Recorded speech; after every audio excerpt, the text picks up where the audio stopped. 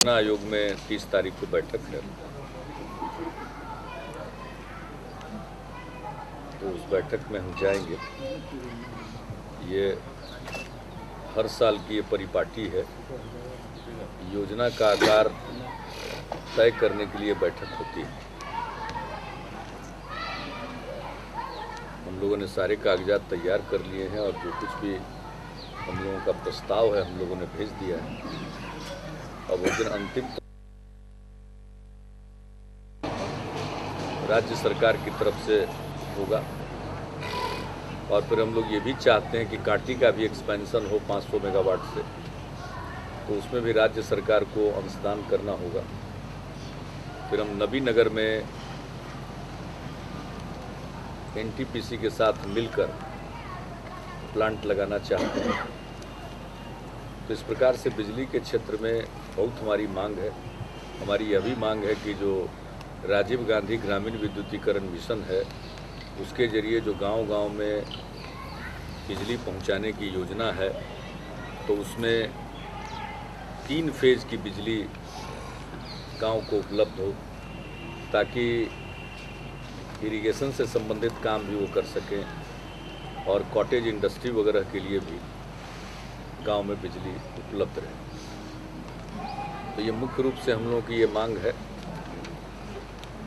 और जिस प्रकार से सब ट्रांसमिशन का काम चल रहा है, तो यूँ तो उनके द्वारा मंजूर किया जा चुका है सब ट्रांसमिशन की योजनाओं को राष्ट्रीय सम विकास योजना के अंतर्गत, और एक फेज का काम लगभग पूरा भी है। दूसरे फेज के एक पार्ट में काम चल रहा, दूसरे पार्ट को स्वीकृति मिली है। हम लोग चाहेंगे कि उस पर और तेज़ी से काम हो, तो उसमें खर्च होने की गुंजाइश ज़्यादा।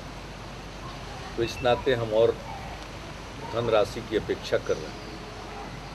आपको ये मालूम है कि राष्ट्रीय सम विकास योजना के अंतर्गत प्रति वर्ष 1000 करोड़ रुपया अतिरिक्त झारखंड के बनने के बाद बिहार सरकार को देने का निर्णय एनडीए सरकार ने लिया था। शुरू के समय में वो पैसा खर्च नहीं हो सका। हम लोगों की सरकार आई है, उस पर तेज़ी से खर्च कर रहे हैं हम लोग। और केंद्र सरकार ने निर्णय लिया है कि वो इस पंचवर्षीय योजना में भी उसको जारी रखें। तो उसी में हम और ज़्यादा धनराशि की मांग कर रहे हैं। और बाकी तो आप जानते ही हैं कि सब कुछ फॉर्मूला ड्रिवन है। जो भी वो सहायता देंगे, ग्रॉस बजटरी सपोर्ट का जो हिस्सा राज्यों को मिलता है, उसमें एक फार्मूला के आधार पर आवंटन होता है, वही मिलेगा। लेकिन हम ये अतिरिक्त की बात कर रहे हैं। तो इन सब चीज़ों के साथ हम लोग जाएंगे। और सबको मालूम है कि बिहार में अब काम शुरू हो गया है और बिहार बहुत ज़्यादा पिछड़ गया है। तो ये जो डेवलपमेंट डेफिसिट है, इसकी भरपाई के लिए हमारे यहाँ ज़्यादा सार्वजनिक पूंजी लगाने की आवश्यकता है। पब्लिक इन्वेस्टमेंट की ज़्यादा ज़रूरत है। हम अपनी मांग रखेंगे।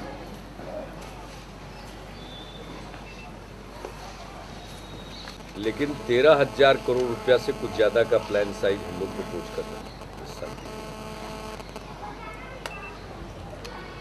ठीक है, नेता हैं, एक्सटर्नल अफेयर्स में मिनिस्टर ऑफ स्टेट थे, उनके संबंध हैं। वो दिल्ली में चर्चा कर रहे थे। इससे अधिक हमको हेनरी क्लिंटन के जो प्रचार करने वाले हैं, उनका आया है आप लोगों को निमंत्रण? दिग्विजय जी बोल रहे थे। किस संदर्भ में आखिर वहाँ अमेरिका? अरे डेमोक्रेटिक पार्टी के प्रति तो हमदर्दी होती है हम लोगों की। तो दिलचस्पी, स्वाभाविक दिलचस्पी रहती है डेमोक्रेटिक पार्टी के पक्ष में। प्रो इंडिया है भी, लेकिन उसके आगे की बात हम नहीं जानते। उसके आगे के लिए आप दिग्विजय जी से सकते। आप चाह रहे हैं तो आप ही बताएंगे। आप चाह रहे हैं? भाई हमको कहाँ फुर्सत है, हमको यहीं के काम में उलझे हुए रहते हैं। अगर इन्विटेशन, लेकिन वो चर्चा कर रहे थे ताकि इलेक्शन तो अभी दूर है, तो अगर आएगा इलेक्शन तो इन्विटेशन आप जाइएगा? अरे भाई ये सब हाइपोथेटिकल चीज़ में हम कहा रहे। बिहार को ठीक करें, यहीं से बैठे बैठे हम लोग शुभकामना देते रहेंगे।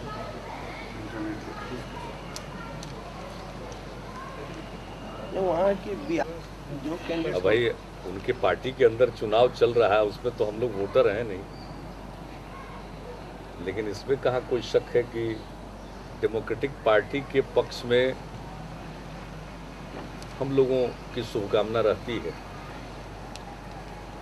और डेमोक्रेटिक पार्टी अपना उम्मीदवार तय करेगा। जो रुझान है उसे देखने से तो साफ ही लग रहा है। ये तो सिर्फ वक्त की बात है। जो कुछ भी खबरें छपती है या वहाँ के बारे में लोग जो जानकारी देते हैं उससे तो यही लग रहा है कि हिलेरी क्लिंटन आगे हैं। हिलेरी क्लिंटन ही संभवतः डेमोक्रेटिक पार्टी की कैंडिडेट बनने में कामयाबी हासिल करेंगे। लेकिन ये सब तो हम लोगों की शुभेच्छा है।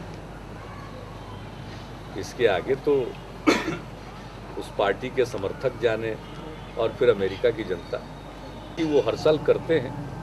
और जगदेव बाबू एक राजनेता थे जिन्होंने बिहार की बहुत बड़ी आबादी को प्रभावित किया था अपने विचारों से, अपने एक्शन से। तो उनकी स्मृति में वो आयोजित करते कार्यक्रम। इसमें मैं नहीं समझता हूँ कि कोई हम लोगों के लिए प्रतिक्रिया देने की कोई बात है। हम लोग तो शुभकामना देंगे कि आप लोग यहीं से अपनी टीम बना करके जाइए और हरनौत रेल कारखाना की स्थिति देखिए, जिसका शिलान्यास महामहिम राष्ट्रपति डॉक्टर कलाम साहब ने किया था। अभी कुछ दिन पहले हमको हरनौत जाने का मौका मिला था, देख करके तकलीफ हुई। 4 साल से भी ज़्यादा समय बीत गया है और अर्थ फिलिंग करके छोड़ा हुआ कोई एक्टिविटी नहीं हो रही। फिर आपको हम आग्रह करेंगे कि आप जाकर के दनियामा से बिहार शरीफ में देख लीजिए। 5 साल से 4 साल से वो मिट्टी का काम होकर के पड़ा हुआ है, कोई काम आगे नहीं बढ़ रहा। क्या हालत है कप्तानगंज थावे सिवान लाइन का, ब्रॉड गेज कन्वर्सन का। मैंने अब सारी योजनाओं को हम गिनाना शुरू करेंगे। पटना गया के दोहरीकरण का क्या हुआ। सारी रेल की योजनाएं पेंडिंग पड़ी हुई और नाहक वो राज्य सरकार पर आरोप लगाते रहे। हमने कहा कि अगर रेलवे को जमीन में कोई कठिनाई हो रही है तो हमने खुद ही सारे अधिकारियों को कहा और कहा कि हम रेलवे के लोगों के साथ बैठ करके इसकी समीक्षा भी हम करेंगे। लेकिन इस बीच समाचार पत्रों में आया कि वो खुद ही एक्विजिशन करने का अधिकार कानून के जरिए ले रहे हैं। तो इसमें कोई एतराज की बात नहीं बोले। जमीन का एक्विजिशन वो स्वयं करना चाहते हैं तो हम लोगों को क्या एतराज है, करें, हम लोगों को कोई दिक्कत नहीं। लेकिन समस्या जमीन की थोड़ी है, समस्या तो नियत की है, दिख रही है। जो पहले से जमीन मिली हुई है रेलवे के कामों के लिए, उस पर कोई काम नहीं हो रहा। और ये वो बोलें या हम बोलें, इस पर मत जाइए। आप चले जाइए और खुद देख लीजिए कितना प्रोग्रेस हो रहा है पटना में ही रेल ब्रिज का, इसको भी देख लीजिए। दीघा से लेकर के पहलेजा तक के बीच में बनने वाली, कितनी बार हमने विजिट किया था जब हम रेल मंत्री थे और काम में क्या गति थी। तो जाकर खुद देख लीजिए। रेलवे के पास अगर इतना प्रॉफिट है तो आज पैसा ही पैसा है। हम लोगों के सामने तो पैसे की तंगी थी,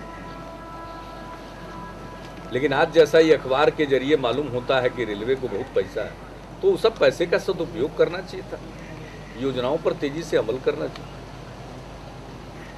और जमीन के लिए हम पहले ही बता चुके हैं कि रेलवे की जमीन में अगर कोई दिक्कत होगी तो हम लोग भी खुद भी उसको गौर करके उसमें गति आवे, उसमें सहयोग करने को तैयार हो। मैंने आपको पिछले ही वर्ष में कहा था कि हम बुलाएंगे नए साल में, जनवरी में, लेकिन जब निकला कि वो खुद एक्वायर करने का कानून में परिवर्तन करने जा रहे हैं तो फिर एतराज की क्या बात है, खुद करें।